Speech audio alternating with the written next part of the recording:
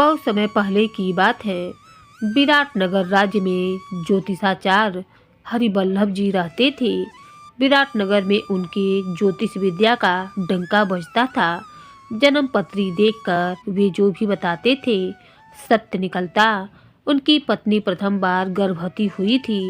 प्रसव काल पूरा हो चुका था, अतः एक दिन उनकी पत्नी को प्रसव पूर्व की पीड़ा होनी प्रारंभ हो गई और वह रोने लगी।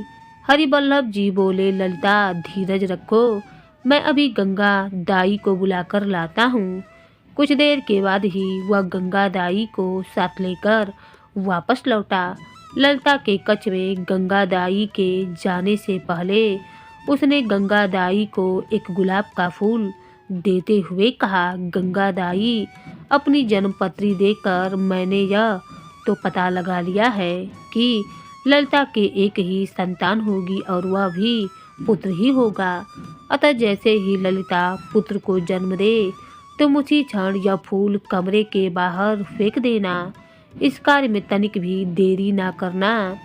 गुलाब के फूल को कमरे के बाहर गिरा देखकर मुझे पुत्र के जन्म का सही समय पता चल जाएगा। ठीक समय जानकर ही मुझे उसके जन्म पत्री बनानी है। मैं इस बात का ध्यान रखूंगी ज्योतिषाचार्य जी। तब हरिवल्लभ कागज कलम और पंचांग लेकर वही कक्ष के बाहर बैठ गया। इधर कुछ देर के बाद ही ललिता ने एक हष्टपुष्ट बालक को जन्म दिया। गंगा दाई सोचने लगी, क्या बात है, बच्चा पैदा होने के बाद रोया क्यों नहीं? बच्चा रोएगा नहीं तो बचेगा कैसे? तब गंगा दाई ने नवजात शिशु की कमर पर 2-3 चपत लगा दी। शिशु तत्काल ही सांस लेकर रोने लगा। शुक्र है बच्चा रोया तो सही। तभी सहसा उसे कुछ याद आया। ओ, मैं तो बच्चे के जन्म के पश्चात गुलाब का फूल कक्ष के बाहर फेंकना ही भूल गई। उसने जल्दी से गुलाब का फूल बाहर की ओर उछाल दिया, मगर तब तक काफी देर हो चुकी थी। बच्चे का जन्म हुए 15 मिनट से ऊपर हो चुके थे। हरिवल्लभ ने गुलाब का फूल कक्ष के बाहर पड़ा देखकर सोचा तो बच्चे ने अब जन्म लिया है। हरिवल्लभ ने तुरंत पंचांग खोला, गणना करके इष्टकाल निकाला। तत्पश्चात बच्चे की जन्म पत्री बनाई। ओ, यह क्या? बच्चे के गृहयोग के अनुसार उसके दर्शन करते ही उसके पिता यानी मैं चल बसूंगा। अब क्या करूं? मैं यदि यहाँ रहा तो बच्चे पर कभी न कभी तो मेरी दृष्टि पड़ेगी ही। अतः मैं बच्चे को कभी भी देख ना सकूं, इसीलिए मुझे क्या करना चाहिए? हरिवल्लभ जी अजीब सी उलझन में पड़ गए। तभी उनके दिमाग में एक विचार आया। सबसे सरल उपाय तो यही रहेगा कि मैं इसी समय घर छोड़कर चला जाऊं, तभी अपने जीवन की रक्षा कर पाऊंगा। यही सोचते हुए उसने अपना पोथी पत्रा उठाया और चुपचाप दबे पांव उसी समय घर से बाहर निकल गया। इधर थोड़ी देर के बाद जब ललिता को होश आया तो उसने गंगा दाई से कहा, गंगा दाई, तुमने बच्चे के पिता को इसके होने की सूचना दी या नहीं? ज्योतिषाचार्य जी को पुत्र होने की सूचना तो मैं गुलाब फेंक कर दे चुकी हूँ। अब तक तो उन्होंने बच्चे की जन्मपत्री भी बना ली होगी। तो जाओ जरा बाहर जाकर उनसे मालूम करके आओ कि बच्चे की जन्मपत्री क्या कहती है। बच्चा हमारे लिए शुभ है या अशुभ है? ठीक है ललिता, मैं पता करके आती हूँ। थोड़ी देर के बाद वे वापस ललिता के पास आई और कहने लगी, ललिता, ज्योतिषाचार्य अपने स्थान पर नहीं है, न जाने वे कहाँ चले गए हैं। सुनकर ललिता चौंक पड़ी। क्या कह रही हो गंगा दाई? ऐसी शुभ घड़ी में वे घर छोड़कर कैसे जा सकते हैं? रात होने पर भी जब हरिवल्लभ घर वापस नहीं आया तो ललिता का धैर्य जवाब दे गया। अब तो ललिता बुरी तरीके से घबरा उठी और कहने लगी, हे भगवान, या मुझ पर तूने कैसी विपत्ति डाल दी। एक और पुत्र के जन्म की खुशी तो दूसरी ओर पति के वियोग का दुख। समझ में नहीं आ रहा है कि हंसूं या रोऊं। जब कुछ नहीं सूझा तो वह फूट फूट कर रोने लगी। हरिबल्लभ को वापस नहीं आना था सो वापस नहीं आया। अतः विवश ललिता अकेली ही अपने पुत्र का लालन पालन करने लगी। घर में जो थोड़ा बहुत धन था जल्दी ही वह पुत्र के लालन पालन में खर्च हो गया। फिर ललिता ने लोगों के यहाँ चौका बर्तन और खाना बनाना शुरू कर दिया। इस प्रकार वे जैसे तैसे अपना और अपने पुत्र करोड़ी बल्लभ का पेट पालने लगी। धीरे धीरे करोड़ी बल्लभ पूरे 12 वर्ष का हो गया। आस पड़ोस की स्त्रियां उसे देखकर नाव भाव सिकोड़ते हुए कहती, बड़ा मनुष्य यह करोड़ी बल्लभ, इसके पैदा होते ही इसका बाप लापता हो गया। हंसता खेलता घर तबाह हो गया। करोड़ी बल्लभ की समझ में कुछ ना आता तो वह ललिता से पूछता, माँ लोग मुझे मनहूस क्यों कहते हैं? मेरे पिता कहाँ लापता हो गए हैं? ललिता उसके प्रश्नों को चुप रहकर टाल देती। लेकिन एक दिन जब वह हाथ धोकर ललिता के पीछे पड़ गया तो वह कहने लगी, बेटा सच क्या है यह तो भगवान ही जाने। तेरे पिता पंचांग लिए तेरे जन्म की प्रतीक्षा में कच के बाहर बैठे थे, तभी पता नहीं क्या हुआ कि वे अपने पोथी पत्र लेकर घर से चले गए। इसीलिए सब लोग तुझे मनहूस कहते हैं। यह सुनकर करोड़ी बल्लभ का मुंह उतर गया। यह देखकर ललिता ने उसे समझाया, तू उदास क्यों होता है बेटा? तेरे पिता चाहते थे कि उनका बेटा उनसे भी ज्यादा बुद्धिमान हो और ज्योतिष शास्त्र का ज्ञाता बने। अब तू शिक्षा ग्रहण करने के योग्य हो गया है। मैं तुझे उन्हें विपुल ऋषि के पास शिक्षा अध्ययन हेतु लेकर जाऊंगी, जिन विपुल ऋषि से तुम्हारे पिता ने ज्योतिष शास्त्र व बुद्धि की शिक्षा ली थी। माँ ज्योतिष शास्त्र की शिक्षा ग्रहण करके मैं पिताजी की इच्छा अवश्य पूरी करूंगा। ललिता उसी दिन उसे लेकर सुभवन में ऋषि के आश्रम में पहुंची और कहने लगी, प्रणाम ऋषिवर, यह करोड़ी बल्लभ आपके भूतपूर्व शिष्य हरिबल्लभ का पुत्र है। मैं इसकी माँ हूँ। मैं इसे आपके श्री चरणों में छोड़ने आई हूँ। चाहती हूँ कि आप इसे ज्योतिष शास्त्र की उचित शिक्षा दें और इसे बुद्धिमान बनाए। ठीक है देवी, तुम्हारे पुत्र को अवश्य शिक्षा दूंगा, लेकिन इसे तुम क्यों लेकर आई हो? इसका पिता कहाँ है? तब रोते रोते ही ललिता ने उन्हें हरिबल्लभ के बारे में बताया। ओ देवी, यह तो तुम्हारे साथ बहुत ही बुरा हुआ। ऋषिवर, जो हुआ सो हुआ। अब तो इसी आस में जी रही हूँ कि करोड़ी बल्लभ आपकी छत्रछाया में रहकर ज्ञान अर्जित करे, ताकि बुढ़ापे में मुझे कुछ शांति मिल सके। तुम फिक्र मत करो देवी, अब मैं करोड़ी बल्लभ को तभी तुम्हारे पास भेजूंगा जब यह अपनी शिक्षा पूर्ण कर लेगा। तब ममता का गला घोंट भरे हृदय से वे करोड़ी बल्लभ को विपुल ऋषि के पास छोड़ अकेली घर वापस लौट आई। अब करोड़ी बल्लभ विपुल ऋषि के आश्रम में रहकर उनसे ज्योतिष शास्त्र की शिक्षा ग्रहण करने लगा।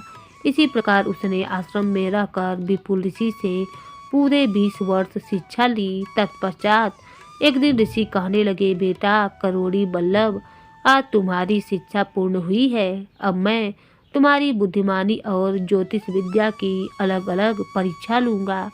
बताइए गुरुदेव, मुझे कैसी परीक्षाएं देनी होगी? सबसे पहले तुम्हें अपनी बुद्धिमानी की परीक्षा देनी होगी। इसके लिए तुम्हें धारा नगरी जाना होगा। वहाँ का राजा धनामल बहुत ही सख्त मिजाज का है। उसे यह जरा भी पसंद नहीं कि उसके महल के सामने से कोई भी सवारी गुजरे। उसने महल के बाहर लिखवा दिया है कि कोई भी आदमी किसी भी प्रकार के वाहन में बैठकर महल के बाहर से ना निकले। यदि आज्ञा का पालन न किया गया तो दोषी व्यक्ति को भारी जुर्माना अदा करना होगा। तुम्हें धारा नगरी जाकर उस घमंडी और मगरूर राजा धनामल का घमंड तोड़ना है और उससे महल का बंद रास्ता खुलवाना है। यदि तुम ऐसा कर सको तो तुम बुद्धिमानी की परीक्षा में उत्तीर्ण माने जाओगे। गुरुदेव, मैं आज ही धारा नगरी की ओर प्रस्थान करता हूँ। तब विपुल ऋषि से आशीर्वाद लेकर करोड़ी बल्लभ धारा नगरी की ओर चल पड़ा। धारा नगरी पहुंचकर वह सर्वप्रथम एक सराय में रुका। वहां उसने सराय में रुकने वाले यात्रियों की हस्तरेखाएं देखकर पहले काफी धन एकत्रित कर लिया। तत्पश्चात एक रथ किराए पर ले उसमें बैठ राजा धन्नामल महल की ओर चल पड़ा। जैसे ही उसका रथ धन्नामल के महल के नजदीक पहुंचा, पहरेदार ने आगे बढ़कर उसका रथ रोक लिया और कहने लगे, ऐ कौन हो तुम? जानते नहीं रथ किधर से ले जा रहे हो? राजा धन्नामल का हुक्म है कि उनके महल के सामने से कोई भी सवारी ना निकले। धन्नामल का हुक्म है कि उनके महल के सामने से कोई भी सवारी ना निकले, नहीं तो क्या करोगे? तुम्हारे राजा धन्नामल पहरेदार अकड़ता हुआ बोला, हमारे महाराज को शोर शराबा बिल्कुल पसंद नहीं है, इसीलिए उनकी ओर से ऐसा फरमान जारी किया गया है। जो भी शाही फरमान की अवहेलना करेगा उसे जुर्माना देना होगा। करोड़ी बल्लभ कहने लगा, बस जुर्माना? बोलो कितना जुर्माना दूं? पहरेदार शक्ति से बोला, तुम्हें जुर्माने में 4 मुद्राएं स्वर्ण की देनी होगी। करोड़ी बल्लभ ने झट से जेब से 4 स्वर्ण मुद्राएं निकाली और उन्हें पहरेदार को देते हुए बोला, लो पहरेदार, मगर अब हम प्रतिदिन जुर्माना अदा करके रथ को इधर से ही निकाला करेंगे। इधर जब महल में राजा धन्नामल ने रथ के घोड़ों के टापों की आवाज़ सुनी तो उसने फौरन पहरेदार को अपने पास बुलाया और पूछने लगा, अभी कुछ देर पहले किसी का रथ महल के बाहर से गुजरा था? पहरेदारों ने कांपते हुए धन्नामल को करोड़ी बल्लभ के बारे में बतलाया। महाराज, वह आदमी जुर्माने में 4 स्वर्ण मुद्राएं दे गया है और कल फिर महल के बाहर से रथ लेकर गुजरने के लिए कह गया है। ऐसा ठीक है, कल भी यदि वह आदमी हमारे महल के आगे से रथ निकाले तो जुर्माने में उससे 8 स्वर्ण मुद्राएं वसूल करना। जो आज्ञा महाराज। एक पहरेदार ने आगे बढ़कर 4 स्वर्ण मुद्राएं धन्नामल को दे दी। दूसरे दिन करोड़ी बल्लभ फिर रथ में बैठकर महल के पास पहुंचा तो पहरेदारों ने उसका रथ रोक लिया और कहने लगे, ऐ क्या तुमने महल के बाहर लिखे फरमान को नहीं पढ़ा? पढ़ो, उस फरमान को तुम ही पढ़ो। आज मुझे बतलाओ जुर्माना कितना देना होगा? आज तुम्हें जुर्माने में 8 स्वर्ण मुद्राएं देनी होगी। फिर तो यह प्रतिदिन का काम बन गया। करोड़ी बल्लभ रथ में बैठ महल के बाहर से गुजरता। पहरेदार पहले दिन से 2 गुनी स्वर्ण मुद्राएं जुर्माने के रूप में उससे वसूल करते और करोड़ी बल्लभ हंसते हंसते महल के सामने से रथ ले जाता। जब इस प्रकार कई दिन गुजर गए और करोड़ी बल्लभ ने हार ना मानी तो धन्नामल परेशान हो उठा। उसने पहरेदार को अपने पास बुलाया और कहने लगा, पहरेदार, वह करोड़ी बल्लभ स्वर्ण मुद्राएं देकर रोज हमारा अपमान करके चला जाता है। उस मगरूर रथ वाले का नाम करोड़ी बल्लभ है ना जी? महाराज, वह काफी धनवान लगता है, शायद इसमें क्या शक है? महाराज, धनवान है तभी तो वह प्रतिदिन इतनी स्वर्ण मुद्राएं जुर्माने में दे जाता है। तब तो छोटी रकम जेब में रखना उसकी शान के खिलाफ होगा। सो तो है महाराज, बस तो बात बन गया। काम तुम ऐसा करना, कल जब करोड़ी बल्लभ रथ लेकर महल के बाहर से गुजरे तो तुम मुझसे जुर्माने में कौड़ी मांगना और तब तमाशा देखना। महाराज, यह क्या कह रहे हैं आप? कौड़ी भी कोई मांगने की चीज़ है। इसके अलावा करोड़ी बल्लभ को नीचा दिखाने का और कोई दूसरा रास्ता नहीं है। दूसरे दिन जैसे ही करोड़ी बल्लभ का रथ महल के बाहर रुका, स्वयं राजा धन्नामल महल के द्वार पर आकर खड़े हुए।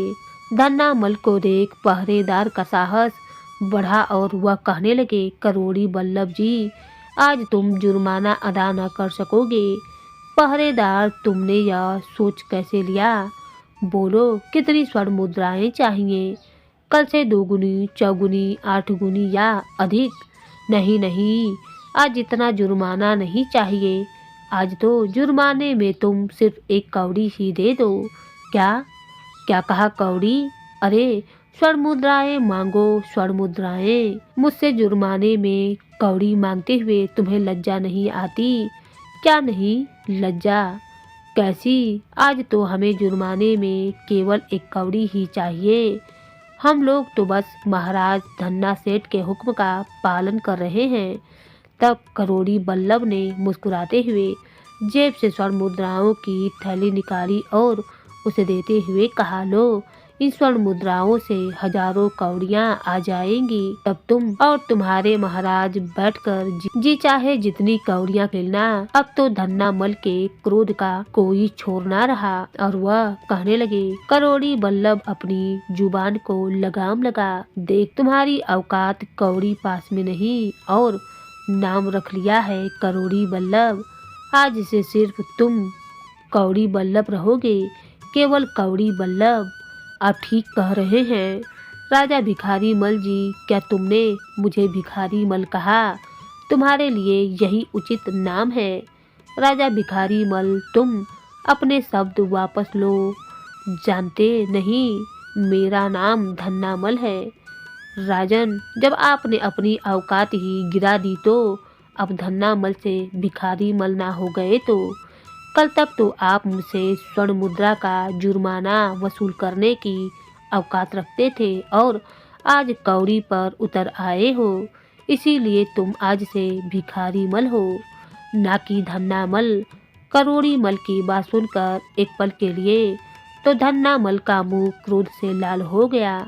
फिर वह कुछ सोचकर हंसने लगा और बोला, करोड़ी बल्लभ, निश्चय ही तुम बुद्धिमान व्यक्ति हो। हम तुम्हें नीचा दिखाने चले थे, परंतु तुमने तो हमें ही उल्टा सबक सिखा दिया। हम तुम्हारी बुद्धिमानी पर प्रसन्न हैं। राजन, यदि आप मुझसे खुश हैं तो मेरी एक प्रार्थना स्वीकार कर लीजिए। क्या प्रार्थना है तुम्हारी? राजन, अपनी सुविधा के लिए किसी भी पथ पर यात्रियों के आने जाने की रोक लगाना उचित नहीं है। आप इस राह पर लगी रोक हटाकर इस रास्ते को साधारण तरीके के लिए खोल दीजिए। ठीक है करोड़ी बल्लभ, हम आज ही इस सड़क को सर्वसाधारण के लिए खोल देते हैं। धन्ना मल के आदेश पर राजमहल के बाहर से गुजरने वाली सड़क उसी समय लोगों के लिए खोल दी गई। करोड़ी बल्लभ सोचने लगा, मेरा कार्य पूरा हुआ, अब मुझे गुरुदेव के पास वापस लौटना चाहिए। करोड़ी बल्लभ उसी दिन धारा नगरी से चल पड़ा। आश्रम में पहुंचकर उसने विपुल ऋषि को विस्तार पूर्वक सारी बातें बताते हुए कहने लगा, आपकी आज्ञा के अनुसार मैं धारा नगरी के महल के बाहर वाली बंद सड़क को प्रजा के आवागमन के लिए खुलवा आया हूँ। सुनकर विपुल ऋषि हंस पड़े और कहने लगे, करोड़ी बल्लभ, तुम बुद्धिमानी की परीक्षा में तो उत्तीर्ण हुए, अब तुम्हें ज्योतिष विद्या की परीक्षा उत्तीर्ण करनी है। इसके लिए तुम्हें प्रशांत नगर राज्य में जाना होगा। वहाँ इन दिनों अकाल पड़ा हुआ है। वर्षा कब होगी यह जानने के लिए वहाँ के राजा महिपाल ने ज्योतिष सम्मेलन आयोजित किया है। तुम्हें उस ज्योतिष सम्मेलन में शामिल होकर वर्षा होने के बारे में सही भविष्यवाणी करनी है। यदि तुमने ऐसा किया तो तुम दूसरी परीक्षा में भी उत्तीर्ण माने जाओगे। करोड़ी बल्लभ विपुल ऋषि से आशीर्वाद ले उसी समय प्रशांत नगर की ओर चल पड़ा। जल्दी ही वह प्रशांत नगर जा पहुंचा और सोचने लगा, लगता है यह सभी ज्योतिष सम्मेलन में भाग लेने के लिए राज दरबार की ओर ही जा रहे हैं। मुझे भी इनके पीछे पीछे महल की ओर चलना चाहिए। अन्य ज्योतिषों के साथ करोड़ी बल्लभ भी राज दरबार में जा पहुंचा। जब सभी ज्योतिषियों ने अपना अपना स्थान ग्रहण किया तो राजा महिपाल ने घोषणा की, आप सभी लोग जानते हैं कि यह ज्योतिष सम्मेलन हमने क्यों बुलवाया है। आप सभी विद्वान हैं, ज्योतिष से गणना करके बतलाएं कि राज्य में वर्षा कब होगी। सही भविष्यवाणी करने वाले को उचित पुरस्कार दिया जाएगा। तभी गणना करके एक ज्योतिष ने घोषणा की, महाराज, वर्षा का योग तो है ही नहीं। यह सुनकर महिपाल बुरी तरीके से परेशान हो उठा।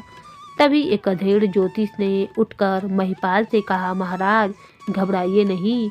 मेरी गणना के अनुसार आज शाम 5:10 पर वर्षा होने का योग है। अच्छा, करोड़ी बल्लभ भी अपनी गणना पूरी कर चुका था। वे तुरंत अपने स्थान से उठकर राजा महिपाल से बोला, महाराज, वर्षा 5:10 पर नहीं आई तो 5:15 पर होगी। करोड़ी बल्लभ का कथन सुनकर अधेड़ ज्योतिष का मुंह लाल हो गया। वह तीखी आवाज में उससे बोला, तू कल का छोकरा हमारी गणना में दोष निकालता है। महाराज कहने लगे, इस समय 4 बज रहे हैं। 5:10 पर स्वयं ही इस बात का फैसला हो जाएगा कि कौन गलत है और कौन सही है। लेकिन आकाश में चमकता सूर्य तो आग उगल रहा है। आकाश में बादल नाम मात्र भी नहीं है। फिर वर्षा कैसे होगी? वर्षा होगी, अवश्य होगी। तब करोड़ी बल्लभ और अधेड़ ऋषियों के कहने पर महिपाल सहित सब लोग बाहर खुले मैदान में आ गए और वर्षा की प्रतीक्षा करने लगे। ठीक 5 बजे पता नहीं कहां से आकर आकाश में काली घटाएं छा गई। दोनों ऋषियों का कथन सच निकला। वहां मौजूद लोग सोचने लगे, अब देखना यह है कि वर्षा 5:10 पर होती है या 5:15 पर होती है। धीरे धीरे 10 मिनट बीत गए, परंतु धरती पर वर्षा की एक बूंद भी ना पड़ी। यह देखकर अधेड़ ऋषि ज्योतिष चौंक पड़ा। यह क्या, वर्षा क्यों नहीं हुई? आज से पहले तो मेरी गणना कभी भी झूठी ना हुई, फिर आज यह अनहोनी क्यों? जैसे ही 5:15 हुए, वर्षा की झड़ी लग गई। ओ, आखिर वर्षा हो ही गई। युवा ज्योतिष की भविष्यवाणी सत्य निकली। इधर अधेड़ ऋषि का चेहरा हार से पीला पड़ गया था। आज मैं एक युवक से ज्योतिष विद्या में हार गया। यह युवक तो मुझसे भी ज़्यादा ज्योतिष विद्या में पारंगत निकला। इसका परिचय जानना चाहिए। उस अधेड़ ज्योतिष ने करोड़ी बल्लभ से कहा, युवक, निश्चय ही तुम बहुत हुनर वाले हो। मैं अपनी हार स्वीकार करता हूँ, लेकिन यह तो बतलाओ कि तुम किसके पुत्र हो? मान्यवर, मैं अपने पिता के नहीं, अपने पुरुषार्थ के बल पर आगे बढ़ा हूँ, इसीलिए पिता का नाम नहीं बतलाऊंगा। लगता है तुम किसी बात पर अपने पिता से रुष्ट हो। चलो, अपने पिता का ना सही अपनी माँ का नाम बतला दो, वह अपने नगर का नाम ही बतला दो। तो सुनिए, मैं विराट नगर का रहने वाला हूँ। मेरा नाम करोड़ी बल्लभ है और मेरी माता का नाम ललिता है। करोड़ी बल्लभ का परिचय पाकर अधेड़ ज्योतिष हस्तप्रद रह गया। तुम ललिता के पुत्र हो? हाँ, लेकिन तुम यह जानकर चौंक क्यों गए? बेटा, मैं तुम्हारा पिता हरिबल्लभ हूँ। क्या? तुम्हारे जन्म लेने से ही मैं घर त्याग कर चला आया था, लेकिन क्यों? आपने मुझ पर और मेरी माँ पर यह जुल्म क्यों किया? बेटा, तुम्हारी कुंडली में पितृहत्या योग था।